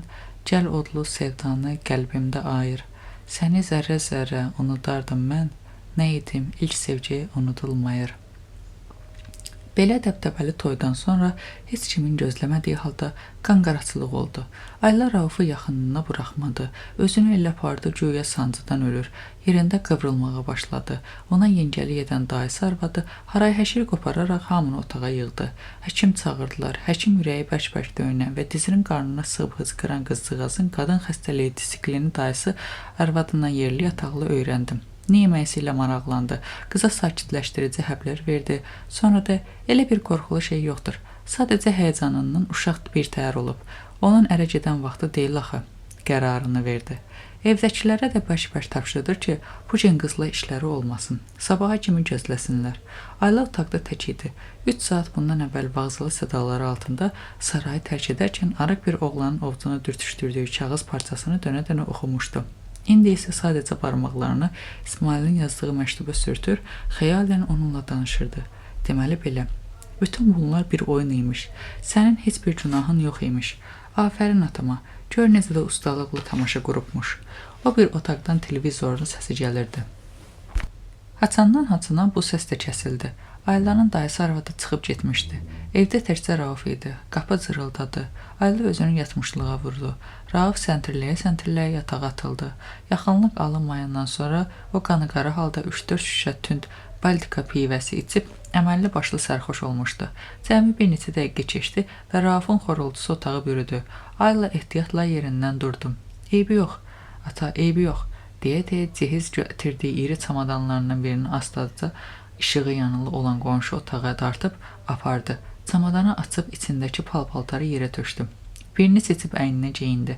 Üstündən dəri cüdəycəsini geydi. Salafan torbada bir-iki zəruri əşya, pal-paltar da götürdü. İmran dayısının bağışladığı gəlinciyi də qoltuğuna vurdum. Bayaq toyda bəylə gəlini tərif edərkən fatasını xeyli pul taxmışdılar. Çıxarıb saydı. 6 dənə yüzlük, 2 dənə 50'lik dollar idi. Hamısını dəsmala büküb getirdi. Sonra telefon masasına yaxınlaşıb qələm kağız götürdü və iri hərflərlə bunları yazdı. Mən çıxıb gedirəm. Məni qınamayın. Sevmək heç vaxt günah deyil. Özü ilə gətirdiyi iri gəlinciyi də götürüb qapını açmağa çalışdı. Amma nə düşündüsə geri qayıtdı. Yazdığı kağızı cırıb tiki-tiki edərək zibli qabına atdı. Yenidən qapıya yaxınlaşdı. Qıfılları bir-birinə qatandan sonra nəhayət qapını açıb son kəz eybi yox ata söyləyərək ona dustaqxananı xatırladan mənzildən qurtuldu. Küçəyə çıxdı. Soyuq qılınc kimi kəsirdi. Təqribən saat 2 olardı. İnsicins gözə dəymirdi. Bir qədər irəlilədi. Yalnız indi bütün dəhşətləri ilə tutduğu işin nə demək olduğunu, necə fəsadlar verə biləcəyini təxmin etdi. Və gecənin bir aləmində yaz küçədə qorxudan və soyuqdan titrəyə-titrəyə tanımadığı səmtə qaçmağa başladı. Hyundai markalı avtobus aşırma qalxırdı. Dolanbac yollar yamyaşıl dağ massivinin içində ilan kimi qıvrılmışdı. Yuxarı qalxdıqca dərədəki yaşayış evləri ovuc içi kimi görünür, kirəmitli damlardan qalxan tüstünün göyə sovrulması, hündür çinarların yellənməsi, lap aşağıda rəng-bərəng maşınların sıra ilə irəliləməsi bir-birini tamamlayırdı. Avtobusda sükut var idi. Bayaqdan bəri hamı nəfəsini dərmədən Rəylə xanımı dinləyirdi. Allah ilə İsmailin başına gələnlər ən macəralı filmlərdəki əhvalatlardan da təsirli idi. Rəhlə xanım baş verənləri elə ardıcıllıqla ən xırda təfərrüatlarına kimi danışır, detalları yerinə elə düzürdü ki, uşaqlar sanki filmə baxırdılar. Hava lap isinmişdi. Mayın bu son günü sanardın ki, iyulun, avqustun qızmar günlərindən biridir. Rəhlə xanım dil dodağının quruduğunu hiss edib udqundu. Bayaqdan bəri ikinci dəfə əhvalatı yarımçıq kəsib dodaqlarını yaladı. Avtobus yuxarı qalxdıqca meşəlikdə yanaşı düzülmüş yeməkxana və restoranları arxada qoyurdu. Rəhlə xanım yerinə keçib termosunu köməyə çağıracaqdı ki, amma Elnur müəllim onun qoluna toxundu. Bəlkə dayanıb bir çay içək, həm də bayaqdan siqaretsizəm, çəkmək istəyirəm, söylədi. Sonra da arxaya boylanıb Murad Nura üz tutdu. Murad bəy, dayanıb çay içməyimizə nə deyirsiniz? Murad Nur başını tərpədərək etiraz etmirəm söylədim. Əhvalatdan təsirlənmiş sürücü üçün dayanıb fasilə etmək lap göydən düşmə oldu. Lap axırıma çıxdınız bu əhvalatla, dayanıb nəfəs dərməsəm kələyim kəsilər. Avtobus yeməkxanalardan birinin qarşısında dayandı. Maşını hayküylə doluşmuş uşaqlar oradan elə sakitcə tökülüşdülər ki, heç deməzdim bunlar bayaqçı uşaqlardır. Ağacların altına yaşıl çəmənliyə plastik stol düzülmüşdü. Arıq balaca boy kişi və bir avtobus qonağın gəldiyini görüb sevinə-sevinə onların pişvazına çıxdı. Xoş gəldiniz, necəsiz, nətərsiniz? Yol incitmədi ki, çörək yeyəcəksiniz, yer hazırladım. Cavab almamış yeməkxananın uzun bir mərtəbəli binasına tərəf səsləndi. Uşaqlar, stolları birləşdirin. Qonaqlara əl-yüz yumaq üçün yer göstərdi. Təzə əl-yüz dəsmalları gətirdi. Kişilərin hər ikisinə göz yetirib özlüyündə nəyisə götür-qoy edəndən sonra özünü Murad Nurun böyrünə verdim. Qadaları alaram. Burada istalovi yoxdur. Ancaq bizimki bir dənədir. Nə üçün? Qardaşın sənə desin. Bax, biz yerli quzuları kəsirik, dağ heyvanın ətinin dadı ilə aranında eyni olmur. Bu birisilər isə gedib qaçqınlardan aran heyvanı alırlar. Dadı tamı da yox. İkincisi, bizim kebabçı Nərmanı bütün Şirvan, bütün başı yaxşı tanıyır. Nə üçün? Çünki bu ətrafda ondan güclü kebabçı yoxdur. O bir kebab pişirir, belə pillə kimi. Heç bir aval da bizdəki kimi kebab vermirlər. Kaçısvası vacibdir. Öncə Rəylə xanım, sonra da kişilər üzlərinə su vurub sərinlədilər. Xidmətçilərin çəkdikləri stollarda əyləşdilər. Uşaqların hamısına gəlib oturmasını gözlədilər. Müdir fürsət düşmüşkən bayaqçı söhbətini davam etdirdi. Hə, qadaları alım. Onu deyirəm ki, bizdə xidmətdə ən alasındandır. Hamı İran pomidoru verir, amma biz hər səhər zirədən pomidor gətiririk. Nə üçün? Çünki dedim axı, kaçısva vacibdir. Növbə ilə əl-üzünü yuyan uşaqların bayaqçı gərginliyi nisbətən səngimişdi. Bir-birlərinə söz atır, zarafatlaşırdılar. Tural qızları doladı. O nədir? Müəllimə danışdıqca ağlayırdınız.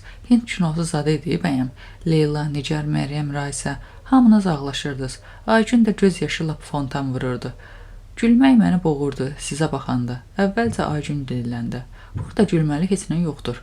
Məryəm isə əlavə etdi. Sənin ürəyin elə bil daşlandır. Tural öz fikrində qaldığını bir daha təsdiqlədi. Bəli, hansısa bir əhvalata ağlamaq gülməlidir. Böyük iş olub.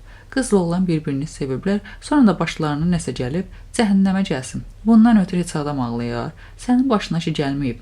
Nigar özünü saxlaya bilmədi. Sən necə də egoist imişsən, Tural. Rəşad da özünün sözünə qüvvət verdi. Sən breakdans oynamaqdan başqa axı nə bilirsən? Sən nə bilirsən əsl sevgi nədir? Tural əl qolunu ölçə-ölçə dedim. Təbii, sevgini siz bilirsiniz. Sən, Azər, Rüfət, əliniz bala batanda bizə də deyərsiniz. Ardınca da əlavə etdi. Güya bu qızlar sizə gedəcək. Lap Rəşadla Rüfəti qoyuram bir qırağa. Rəşadgil pis dolanmır. Rüfətgil isə super imkanlıdır. Məryəm oyna-oyna Rüfətə gedər. Aygün isə Azər kişi kimi deyirəm. Əgər sənə getsə, mən adamı dəyişərəm. Süsənin zarafatla, bax bu Tural şəxsən mən sənə gedərəm. Deyərək söz atması gülüşə səbəb olsa da gərginliyi aradan qaldıra bilmədi. Aygün Turala acıqlandı. Səni özümə vəkil tutmamışam. Azər isə Turalın qarşısında dimdik dayandı. Dediyini isbat elə. Nə isbat edim? Kasıbsınız, yataqxanada qalırsınız. Atan da türmədə. Onlar sənə qız verməz. Azər Turalla burun-burunu dayandı. Biz bir-birimizi sevirik. Sənə isə məsləhət görərdim ki, dilini dinməz qoyasan. Yoxsa nə? Yoxsa qardaşın gəlib mənə də fikrətin gününə salar? Yoldaşların onların aralayıcısı oldular. Elə bu vaxt Elnur müəllimin səsi gəldi. Uşaqlar, harda qaldınız? Gəlin də. Qızlardan 3-4-ü yeməkxananın künc tərəfində qəfəsdə qartal görüb təəccüb və heyrətlərinə nidası ilə bildirəndə uşaqların çoxu ora qaçdı. Dilotu yemiş müdir bu dəfə cid qismində qəfəsin qarşısında peyda oldu. Qadınlarınızı alaram. 4 ətrafda yek stalovu bizimkidir. Burada qartal var. Bu qartal sür-sümü ilə, klientlərin artığı ilə dolanır. Odur ki, gərək heyvanata sevginizi göstərib çox kebab zakaz edəsiniz ki, qartala da nəsə qalsın. Özü də bu qartal dünyanın ən hündür dağların zirvəsində yaşayanlardandır. Malik dərhal onun sözünü kəsdi. Heç də elə deyil. Ən hündür dağlarda 7500 metrdən çox hündürlükdə çalınlardan yalnız hörümçəklər yaşaya bilir. Müdir bu mərdəmazar eynəklini tərs-tərs süzüb sözünə dərhal düzəliş verdi. Mən onu demək istəmirdim. Onu demək istəyirdim ki, bu qartal həm də dünyanın ən uzun ömürlü canlısıdır. Malik bir daha kişinin sözünü kəsdi. Yenə də yanlışlığa yol verirsiniz. Ən uzun ömürlü heyvan və quş 300 il yaşayan timsahla qarğadır. Ən qısa ömürlü isə cəmi bir cür yaşayan infuzor amöbüdür.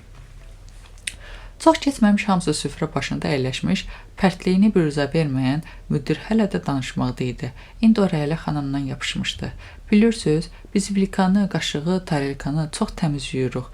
O birilər isə yağlı qab qaşıqda yemək verir. İnandırım sizi, 3 qab yuyan işlədirik. Nüşün, çünki kaçesva vacibdir. Uşaqların tam yığışdığını görən müdir cibindən bloknot və qələm çıxartdı. Hə, zakazınızı deyin, hörmətli qonaqlardan zakazı özüm götürürəm. Lülə, tikə, soyutma, içalat, çolpa, nə hazırladaq? Gəlin asort eləyək. 1-15 dənə lülə qoyaq, 10-15 tikə, özü də antrekot eləyək. Və cavab almamış üzünü qapının ağzında hazır durmuş oğlanlar tərəfə tutub dedi. Nərmana deyin quzunun əl yerində 15 tikə qoysun, 15 lülə. Deyin ki, Bakıda hörmətli müəllimlər gəlib, şagirdləri ilə. Elnur müəllim onun sözünü kəsdi. Ay qardaş, bir aman iman ver də, çay içəcəyim. Murad Nur, bəlkə uşaqlar acıblar. Söyləyərək çörək yeməyi təkidlə təklif etsə də, Elnur müəllimlə Rəylə xanım hələ yeməyə vaxtı deyil, sonra yeyərik deyib ona fikrindən daşındırdılar. Qonaq xərcə mütləq özü çəkmək istəyirdi. Onlar isə istəmirdilər qonağı xərcə salsınlar. Uşaqlardan heç vaxt pul yığmayan Rəylə xanımın 10 il idi ki, bu səfərlərdə bir ənənə yaratmışdı. Yol pulunu müəllim həmkarı ilə yarı-yarıya qoyurdular. Uşaqlara da tapşırılırdı ki, özləri ilə yeməyi nəsə götürsünlər. Kimin gücü nəyə çatsa. Elnur müəllim müdirə keşliyotu ilə limonla əntiqə bir pürrəngi çay sifarişini verəcək, müdir ağzını büzdü. Təkcə çay, bəlkə lavaş soyutma, yumurta, bal, qaymaq verək. Bir camış qaymağımız var, qaşıq kəsməyir. Elnur müəllim başını yellədi. Yox, ancaq çay, keşliyotu və limonla. Müdir incidiyini bürüzə verərək qapı ağzında dayanmış oğlanlardan birinə "Bunlara çay ver" söylədi. Narazı içəri keçdi. Çay süfrəsi arxasında bütün söhbətlər yenidən Ayla ilə İsmail barədə oldu. Gənc qızların əksəriyyətin Aylanın toy evində qaçmasını dəstəklədiyini görən Elnur müəllim lap əsəbləşdi. "Qızlar, siz kifayət qədər yetkinsiniz. Müzakirəniz qəbul etdiyiniz qərar məni çox mütəəssir etdi. Bizim öz mentalitetimiz, ailə kodeksimiz var. Talih seçimi məsələsinin valideynlərin 16-17 yaşlı qızların ümidinə buraxması kökündən yanlış olar. Onlar yeganə balaların xoşbəxtliyini məcər istəmirlər, ancaq müəyyən etiketlər, qayda qanunlar var axı. Ailaya bəraət vermək olmaz, Nigar dilləndi. Sevmək məcər günahdırmı müəllim? Valideynlər öz balalarının xoşbəxtliyini niyə pulla ölçürlər? Sən əlavə etdi. Biçarə Ayla, axı qəlbinin səsinə qulaq asır, qəlbinin ziddini necə geçsin? Məryəm əlavə etdi. Müəllim, yaxşı valideyn övladın yaxşılığına çalışar, pisliyinə yox. Elnur müəllim qızları yenidən narazılığını bildirdi. Ay qızlar, danışanda bir düşünün. Ən qəti qərar qəbul edərkən insan hər xırdalığa beyninin süzgəcindən keçirməlidir. Qəlb qədər insanı aldadan ikinci bir nəsnə yoxdur. Ailə qurmaq postulatı 2x2 qədər sadədir. Oğlanın ən azı evi olmalıdır. O pul qazanmağı bacarmalıdır. Zərərli vərdişlərdən uzaq durmalı, pis əməllərə qurşanmamalıdır. Sonra da Murad Nuru üst tutdu. Siz Allah, düz demirəm Murad bəy. Murad Nur dillənmədi. Elnur müəllimlə səfərin sonuna hazırladığı söhbəti üçün növbəti tutalqalar axtarmaqda idi. Qonağın dillənmədiyini görən Azər fürsətdən yararlanıb söhbətə qoşuldu. Mən bu postulatda razılaşmıram, müəllim. Tutalım, mənim evim yoxdur. Deməli, heç bir qız mənə gəlməməlidir. Yox, mən elə demirdim. Biz konkret bir hadisədən danışırıq. Nüfuzlu və imkanlı ailədən çıxan heç birinin həyat təcrübəsi olmayan qızcığaz zərərli teleserialların tərbiyəsi nəticəsində hansı səfər bir şairə uyub həm özünü bədbəxt edir, həm də bütün nəslin adını batırır. Nigar söz atdı. Sevmək ad batırmaqdır. Tural Elnur müəllimin timsalında özünə həmfikir tapdığı üçün ürəklənib söhbətə qoşuldu. Nə sevgibazlıqdır, sevgi ancaq kinolarda olur. Elnur müəllimdən Murad Nur görməsini deyə gizlicə hesabı ödəməyə xahiş edən Rəylə xanım nəhayət mübahisəni yekunlaşdırdı. Uşaqlar, çayınızı içib qurtardınızsa, durum tərpənəm. Yolçu yolda gərək. Sanki hamı bunu gözlərdi. Əhvalatın davamını dinləmək həsrətində idilər. Doğrudan da söhbət çox maraqlı yerində yarımçıq qalmışdı. Ayla qaranlıq küçə ilə nə qədər qaçdığını bilmədi. Döngələrin birində dayanmış taksini görüb özünü içəri atdı. Taksi sürücüsü Kazbek papirosunu ləzzətlə çəkirdi. Özünü zorla maşının içinə salan təngi nəfəs qızı görəcək, sanki gözlərini işıq gəldi. 3 gün öncə bir gecə kəpənəyin ünvanı çatdırmış, ancaq qız onu aldatmışdı. İndi pulunu gətirərəm deyib, saat yarım gözlətmiş, gəlib çıxmamışdı. Mən Əzbəyovdakı avtoservisi aparında nə olar? Özü də tez. Sürücü arxaya qanrılıb, Aylanın gödək ətəkdən görünən baldırlarını iştahla baxdı. Sakitcə durub maşında düşdü, arxa qapını açıb qızın böyründə oturdu. Əcəb cansan, özü də sütül. Gedib maşın ustalarından nə pul alacaqsın? Mən özüm səni yola verim də. Qorxudan və həyəcandan Ayla lap özünü itirdi. Dili topuq vura-vura dedi. Siz nə danışırsınız? Mən orada sevgilim, nişanlım gecə saat 3-də sürücü Aylaya lap yaxınlaşdı. Qız qapını açıb maşından düşməyə cəhd etsə də bunu bacara bilmədi. Sürücü güclə barmağı ilə onun biləyini sıxdı. Bax, sürətlə ötür. Ayla bu məncinədə heç cür qurtula bilmirdi. Taksi sürücüsü tövşüyə tüklü üzünü Aylanın sifətini sürtməyə çalışır. Ayla inadla özünü müdafiə edirdi. Ancaq sürücünün güclü qolları kəlbətin kimi onu sıxır, bütün qüvvəsini əlindən alırdı. Sürücü af-uf edə-edə Aylanın vər qüvvəsi ilə özünə tərəf çəkdi. İnilti ilə dedi. Nə ləzzətlisən, gəl salon ayrıda, getməsən elə burada da olar. Paltarımı soyun, nə desən verəcəm. Ayla qorxu içində sürücünü özündən kənarlaşdırmaqda idi. Nəhayət bu ayıya güc gələ biləcəyini duyub, atasını nişan verməyə məcbur qaldı. Həmişə üstün gəzdirdiyi vizit kartını bir tər çantasından çıxarıb, sürücünün gözlərinin qarşısına tutdu. Mənim atam polis polkovnikidir. Məni rahat buraxmasanız, sizin üçün pis olacaq. Sürücü bu sözlərə əvvəlcə inanmadı. Ancaq elə ki, Aylaya atasının kim olmasını, ev və iş ünvanını tam təfərrüət ilə söylədi, həmin vaxt sürücü birdən-birə ayıldı, dəyişdi. Bayaqçı odalovu bir anda söndü. Qızdan kənarlaşıb dili topuq vura-vura söylədi. Qızım, Ax bu gecə vaxtı küçədə tək tənha gəzən qız hamıda şübhə oyadır. Mən olmasaydım əclafın birinə rast gələrdim. Aparıb başına pis-pis oyun gətirərdi. Vallahi mənim sənə qarşı heç bir pis niyyətim yoxdur. Atan yaşdakı kişiyəm. Bu vaxtda da küçəyə çıxarlar. Başıma qara fikirlər gəldi. Sən də mənim qızım. Əlbəttə Ayla atasının kim olduğunu bildirdiyi üçün dərhal peşmanladı. Elədiklərini sakitcə iz qoymadan eləməli idi. Ancaq bu alçaq sürücü onu məcbur eləmişdi izahat verməyə. Sürücü uzun-uzadı danışır, danışdıqca da Aylanın özündən biraz da iyrəndirirdi.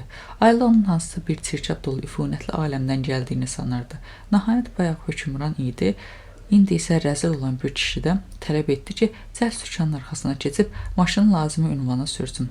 Təqribən 20 dəqiqədən sonra Ayla avtoservis müəssisəsinin qarşısında taksidən düşdü. Hər ehtimalla qarşı arxa nömrəyə baxmağa macal tapdı və rəqəmləri əzbərlədi. 689. Taksi bir göz qapımında yoxa çıxdı. Ayla dəmir qapını döyəcləməyə başladı. Haçandan-haçana qoca mühafizəçi qapıda göründü. Qızı görcə təəccübləndi. Ay bala, gecənin bu aləmində kimi istəyirsən? Ayla dolmuş gözlərini qocadan yayındırıb dedi. İsmailin bacısıyam. Rayondan gəlmişəm. Avtobus yolda xarab oldu. Gecəyə qaldıq. Bəs İsmailin evinə niyə getmədin? Evini tanımıram. Qoca bir-iki ümumi sual da verdikdən İsmailin necə gündür bura gəlmədiyi barədə xəbərdarlıq da etdikdən sonra Aylanı içəri buraxdı. Ayla sevdiyinin mütləq gələcəyini inanma itirmədən mühafizəçidən harda yuyunmağın mümkün olmasını soruşdu. Sürücünün murdar qoxulu nəfəsini hələ də üzündə hiss edirdi. Krana açıb suyun buz kimi soyuqluğuna baxmayaraq üzünü paltar sabunu ilə azı 10 dəfə yudu. Sonra da bayaqçı hadisənin gözü önünə gətirib qəzəbindən ağlamağa başladı. Yağ mazut iyi verən bu soyuq otaqda o cür təhqirdən sonra tək, kimsəsiz halda göz yaşları içində çox uzaqlaşdığı evlərinin bəxtəvər günlərini xatırladı. Hıçqıraraq o günlərin yeganə şahid olan gəlinciyini sinəsinə lap bərk sıxdı. İlk baxışdan zəif görünən sıska çayın da hərdən kükrəməsi məcrasında çıxması olur. İsmail dönəndən bəri tamam dəyişmişdi, cəsarətlənmişdi. Saranın hər əmrinə müntəzir dayanan, onun qol bağlı qoluna çevrilmiş, sanki heç o deyildi. Dünən gecə sərtləşmişdilər ki, Əfi İlana $1000 pul tapıb verəcək, o da oğlandan əl çəkəcək. Hava işıqlaşan kimi yatağından durdu. Onsuz da səhəri diri gözlü açmışdı. Əynini geyinməyə başladı. Sara adəti üzrə nərə çəkə-çəkə xoruldayırdı. Onun başının üstündə xeyli dayandı. Ovurtları şişmiş bu kök qadın ona nə qədər də zülüm vermişdi. Arzularını necə də gözündə qoymuşdu. Əlləri qeyri-ixtiyarı Saranın boğazına yaxınlaşdı. Sonra lənət şeytana söyləyib əllərini geri çəkdi. Az keçmişdi, əlləri yenidən Saranın boğazına doğru uzandı. O gözündə ən iyrənc məxluqa çevrilmiş qadını boğmağa başladı. Öncə əlləri əsirdi, qətiyyətsiz idi. Amma getdikcə daha bərk sıxırdı qurbanının boğazına. Saranın xorultusu dərhal kəsildi. O çabalamağa başladı. İsmail döyüşdə qalib gələcəyini əmin idi. Bundan sonra həyatdan işıqlı nəsə gözləmirdi. Qoy Səfər Qasımzadə ilə onun qoçları axtarıb tapsınlar, işgəncə versinlər ona. Qoy ömürlük həbs cəzası kəsilsin. Şərəfsiz yaşamaqdansa həbsxananın küncündə çürümək yaxşıdır. Bütün bunlar düşünür və Saranın axırına çıxırdı. Qadın artıq xırıldayırdı. Birdən arxadan dəhşətli qışqırtı eşidirdim. İsmail, əl saxla, sən nə edirsən? Ev sahibəsi Nastya İsmail'i var gücü ilə dartıb Sarardan ayırmağa cəhd etdi. İsmail, burax məni, öldürəcəm bu fahişəni deyib bağırdım. Ancaq Nastya ondan əl çəkmək fikrində değildi. Get-gedə İsmail özü də Saranı öldürmək istəyəli nə qədər ağılsız iş gördüyünü zənn etdi. Əlləri boşaldı, geri çəkildi. Ev sahibəsi cəld Saranın ölüb-ölmədiyini yoxladı. O hələ sağdır. Söylədiyi İsmail nəticəni gözləməyib, elə bu iki kəlmə sözlə də təsəlli taparaq əşyalarını yığışdırdı. Nastya'nın suallarını cavabsız qoyub evdən çıxdı. Getməyə sığınmağı bu boyda şəhərdə bircə yeri var idi, avtoservis müəssisəsi. Kömək ummağa xahiş minnət etməyi bircə damı var idi, usta Ağa Səlim. Taksi sürücüsü Ayla dediyi ünvanda düşürəndən sonra nə boyda zəncirə düşdüyünü bir daha götür-qoy etdi və vəziyyətdən çıxmaq üçün yol tapdı. İlk qarşısına çıxan polis bölməsinə girib növbətçiyə məlumat verdi. Filankəsin qızı evdən qaçıb, filan yerdə düşürtdüm onu. Növbətçi öz rəisi ilə əlaqə yaratdı. Rəis bir başqası ilə yalnız səhər tezdən mürşi geyimli bir şəxs sürücünü qəbul edib mətləbi yerli yataqlı öyrənməyə cəhd etdi. Sürücünün versiyası belə oldu. Mən qızı tanıdım. Dedim ki, atana xəbər verəcəm qaçdığını. O da dedi ki, xəbər versən sənə şər atacam. Deyəcəm məni zorlamaq istəmisən. Səfər Qasımzadə hadisədən artıq səhər saat 8:15-də xəbər tutmuşdu. O ürəyində kəskin sancı 4 polis əməkdaşı ilə Boşoğlu avtoservis müəssisəsinə yollandı. Mindiyi sınaq salxaq Qaz-24 maşını İsmaili elə bərk atıb tuturdu ki, əlindəki siqareti belə düz əməlli çəkə bilmirdi. Sürücü çox yaşlı idi. İsmail ona baxanda lap elə bu dəqiqə canını tapşıracağını zənn edirdi. Kişi tez-tez özünə təkrarlayırdı. Dünya, dünya, budur, daha bir döngəni buruldular. Qara rəngli Mercedes 300 sel markalı dövlət maşını sirena çala-çala onları yolun sonunda çəkilməyə məcbur etdi. Və bir göz qırpımında vıyıltı ilə şütüyüb yox oldu. Həmin maşında 4 nəfər polis əməkdaşı ilə Səfər Qasımzadə əyləşmişdi. İnsan təbiətən qədir bilməz olur. Bəzən zahiri parıltın dəbdəbənin içinin daxili rahatlığınla, qayğısızlığınla şad-xürrəm yaşayırsan. Bununla belə darıxırsan, özünə heç nədən problem yaradırsan. Bilmirsən o gözəl günlərin qədrini və yalnız o günləri itirəndən sonra çətinliyə, əzab-əziyyətə tuş olanda itirdiklərinin nə demək olduğunu başa düşməyə başlayırsan. İndi ailə dəri güdəcəsini boyunluğunu qaldırıb, əllərini qoynuna qoyaraq, tir-tir əsir, avtoservisin kirli pəncərəsində boz bulanlıq mənzərəni seyr edirdi. Bu rahatsız və soyuq yerdə ürəyindəki vahimə ilə bircə özünün bədbəxtlərin bədbəxti sayır, evləri üçün yumuşaq, isti yatağı üçün burnunun ucunun göynədiyini hiss edirdi. Göz yaşları isə ara vermirdi, şey vermirdi. Nə qədər ağlamaq olardı. Ani olaraq gəlinciyini götürüb, qızdırıcı sobanın üstünə atılmış ağ əskiyə bükdü, qucağına aldı, onu qucağında yelləyə-yelləyə ürəyində laylay deməyə başladı. Müəssisənin iri dəmir qapısı cırıltı ilə açıldı. Ayla diksindi və ümidlə qapıya baxdı, ancaq gələn İsmail deyildi, başqası idi. Qara rəngli Mercedes şütüməkdə idi. Səfər Qasımzadə əsəbi halda qəlyan çəkir, dodaqaltı söyüşlər yağdırırdı. Bağırov körpüsünü keçəndə o daha bir yağlı söyüş söyüb ümumi sual verdi. Çatmırıq o xarabaya. Maşın idarə edən cavan oğlan dilləndi. Az qalıb, maksimum 500 metr. Səfər Qasımzadə əhd çəkdi, mənzil başına az qaldığı üçün bir qədər yüngülləşdi. Gözün qabağına qızı ilə görüşməsi gəldi. Qızı barışmaq ümidi ilə ona yaxınlaşır, səhv etdiyini bildirib üzr istəyir, o isə qızına tutarlı bir şillə vurur. Səfər Qasımzadə ürəyin sancdığını hiss edib yenə də sinəsini ovuşdurmağa başladı. Bəlkə qızı o köpək oğlu ilə əvvəlcədən bu gecə görüşəcəklərini şərtləşib, onda deməli qızı murdarlanıb, ürəyi lap bərk sancdı. Ağlına gələn bu fikirdən sonra gözlərini yumub ağır-ağır nəfəs almağa başladı. Ancaq sonra öz-özünə təsəlli verdi. Yox, o küçük risk edib qızı əl vura bilməz. Onu elə qorxutmayıblar ki. Elə bu vaxt əylədilər tükürpədici səs çıxardı. Maşın dayandı. Səfər Qasımzadə avtoservisə çatdıqlarını zənn edib ətrafa baxdı. Hansıdır? Deyə soruşdu. Arxa oturacaqda oturan polis əməkdaşlarından biri dilləndi. Cənab polkovnik, maşınla adam vurub qaçıblar. Səfər Qasımzadə, harada? Sualına bənd demiş kimi sürücü maşını yavaş-yavaş geriyə verdi. Birazdan onlar yolun qırağında qan içində çapalayan qadının başının üstündə idilər. Post-patrol xidmətinə təcili tibbi yardıma zəng etdilər. Hadisə yerində toplaşmış adamların sorğu-sual tutub şahid axtarmağa başladılar. Sınıq salxaq Qaz-24 Bağırov körpüsünü keçdi. İsmail bayaqdan bəri neçənci dəfə sürücünü tələsdirdi. Ay əmi, biraz iti sür də. Qoca sürücü sanırdın ki, mürgüləyir. Onda heç bir həyat əlaməti görünmürdü. O yenə də, dünya, dünya, dedi. Qarşıda maşınlar dayanıb tıxac yaratmışdı.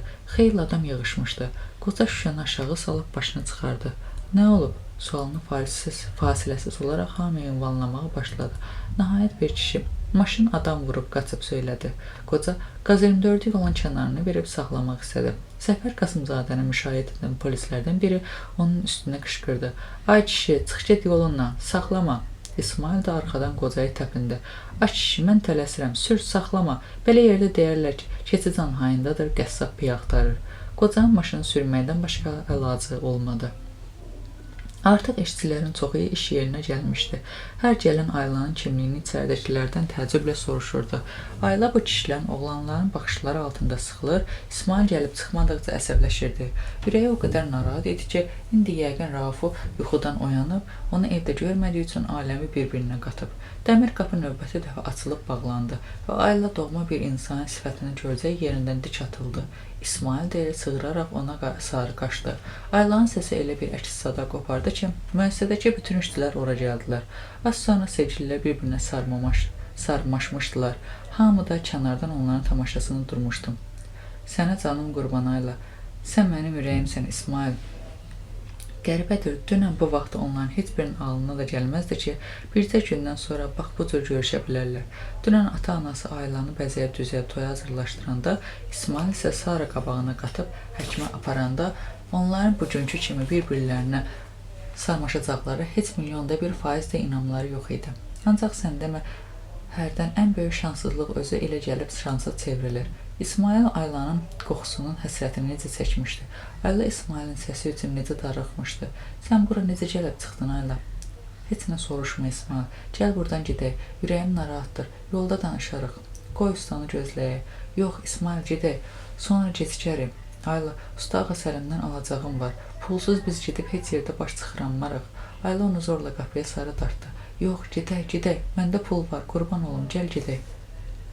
Hadisə yerinə yol polis əməkdaşları, post patrol xidməti, təcili tibbi yardım maşını gələndə Səfər Qasımzadə onları hadisə barədə öyrəndiklərini və müşahidə etdiklərini tam təfsilatı ilə danışılanda, sonra əməliyyat müvəkkilləri hadisə baş verən yeri ölçməyə şahidləri dindirməyə başladılar.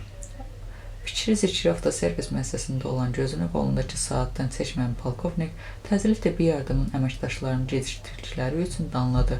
Ölüm ayağında olan yaralını məcbur qalıb öz maşını ilə xəstəxanaya göndərdiyi üçün maşının geri qayıtmasını gözləmək də onu xeyli uyub atdı. Yalnız saat 11-ə işləmiş, o avtoservisə gedib çıxa bildi və eşitdiyi xəbərdən gözləri qaraldı. İsmaillə qız təqribən yarım saat əvvəl çıxıb getdilər. Necə yəni getdilər? Nə cürətlə? Hansı cəhənnəmə? Haçandan-haçana özünü gələn Səfər Qasımzadə dərhal İsmailin əvvəlki ünvanını öyrənib adamlarını ora yolladı. Şəhərin bütün postlarını, bütün DP maşınlarını və əməkdaşlarını mərkəzləşdirilmiş qaydada məlumat ötürməyə xahiş etdi. Rastlaşdıqları bədbəxt hadisəyə reaksiya verdiyi üçün özünü danladı. Axı nə vacibidir hadisə yerində dayandılar. 1 saata yaxın vaxt itirdilər. Dayanmasaydılar o zibillərə qaçmağa aman verməzdilər. Axı qızı niyə bu işi tutdu? Onu bu yaşında rüsva elədi. Bu nə biabırçılıqdır. Qancığın qarnından çıxan göz kölgəli elədi onu. Səfər Qasımzadə sinəsini ovuşdura-ovuşdura qalmışdı. İsmaillə Ayla avtoservisdən çıxan kimi Aylanın təkidi ilə taksiyə mindilər. Fikirləşməyə cəmi 2-3 dəqiqə vaxtları olmuş, Ayla tutduqları işi miqyasını bu müddət ərzində İsmaila tam şəkildə çatdıra bilmişdi. Birazdan atam bütün başını ayağa qaldıracaq. Bakıdan çıxmaq lazımdır. İsmail də dərhal sürücüyə Binəqədi yolu ilə Sumqayıta çıxmağı tapşırmışdı. Təzə Dayıbə taksisi heç bir mənzarəsiz filansız sürətlə onları Sumqayıta gətirdi. Təkcə şəhərin cənub girişində avtomobillərin ucdan tutma saxlanılıb, yoxlanılması onları qorxutdu. Yol polisi əməkdaşı taksinin içinə boylananda Aylanın dalağı sancdı.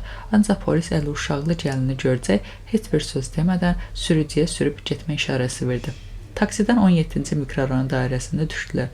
Çox da içərilər getmədilər. Soraqlaşa şəhərin ən ucqar yerində 18-ci mikrorayonda kirayə mənzil tapdılar. Ev sahibəsi 12-13 yaşlarında olan oğlunu dükanı göndərib axşam ikilikdə keçirməyə qərarlaşdıqları məclis üçün çörək, kalbasa, Holland pendiri və şampan şərabı aldırdılar. Ürəkləri döyünə-döyünə həyəcan içində axşamı gözlədilər. Yedilər, içdilər, şampan şərabın badələri süzdükcə badələrin cinciltisi ilə onların tostları bir-birinə qarışdı. Sonra ev sahibəsindən götürdükləri maqnitofonda oyun havaları səsləndirərək rəqs edir, toyumuzdur deyə qışqırırdılar.